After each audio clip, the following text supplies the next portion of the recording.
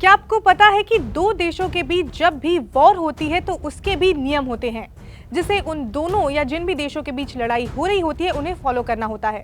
तो वॉर के क्या नियम हैं और अगर कोई देश उन रूल्स को तोड़ता है तो उसके अगेंस्ट क्या एक्शन लिया जाता है, और उससे भी इम्पोर्टेंट उस कंट्री के अगेंस्ट एक्शन लेने की अथॉरिटी किसके पास होती है, वॉर क्राइम क्या होता है। तो इन सब पर हम बात करेंगे इस वीडियो में। नमस्कार, मैं हूं स्वर्ण और आप देख रहे हैं अनकट।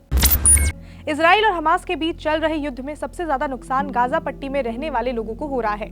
दोनों जगह सैकड़ों लोगों की जान जा चुकी है और कई लोग घायल हैं। इन सब के बीच इजराइल ने हमास पर और फिलिस्तीन ने इजराइल पर वॉर क्राइम के आरोप लगाए हैं। तो अब सवाल यह आता है कि वॉर क्राइम होता क्या है।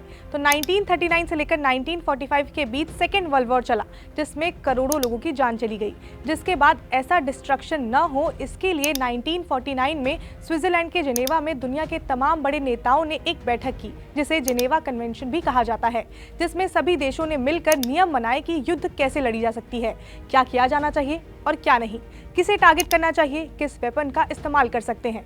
इन सब के लिए रूल्स एंड रेगुलेशंस बनाए गए। जेनेवा कन्वेंशन के टाइम वॉर को लेकर जो नियम बने उसे इंटरनेशनल ह्यूमैनिटेरियन लॉ या लॉ ऑफ वॉर कहा जाता है, जिसमें 161 नियम हैं जिसे उस टाइम पर सभी देशों ने अप्रूव किया था। इसमें ये मेंशन है कि ये नियम तभी लागू होंगे जब लड़ाई दो देशों के बीच होगी। अगर किसी देश के भीतर लड़ाई चल रही है तो ऐसे सिचुएशन में ये नियम लागू नहीं होते हैं। इसमें क्लियरली मेंशन है कि युद्ध के दौरान आम जनता, स्कूल, कॉलेज, हॉस्पिटल और घरों को निशाना नहीं बनाया जा सकता है। इसके साथ ही साथ मेडिकल स्टाफ और जर्नलिस्ट को भी निशाना नहीं बनाया जा सकता है। इसके अलावा किसी भी हमले से पहले चेतावनी देनी जरूरी है। बिना किसी चेतावनी के कोई भी देश किसी भी देश के खिलाफ युद्ध शुरू नहीं कर सकते हैं। किसी भी देश को भुखमरी की हालत में छोड़ना, उनसे पानी, बिजली छीनना भी गलत है।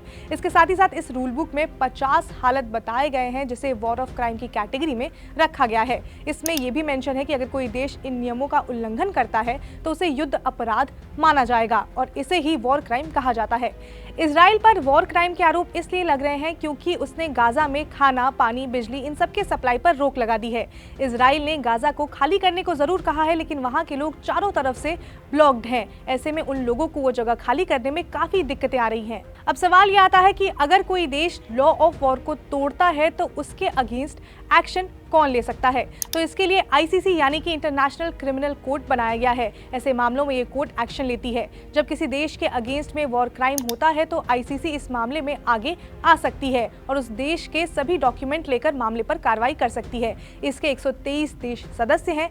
ये कोर्ट युद्ध अपराधों, सैनिकों द्वारा किए गए युद्ध अपराधों और मानवता के खिलाफ होने वाले अपराधों से जुड़े सभी मामलों पर कार्रवाई कर सकती है। तो अब आई होप आप ये समझ गए होंगे कि वॉर क्राइम होता क्या है। इजराइल और हमास के बीच चल रहे युद्ध से जुड़ी सभी अपडेट हम आप तक पहुंचाते रहेंगे। आप जुड़े रहिए अनकट के साथ। इसके साथ ही अगर आपको ये वीडियो पसंद आई हो तो लाइक करें, शेयर करें, सब्सक्राइब करें अनकट को।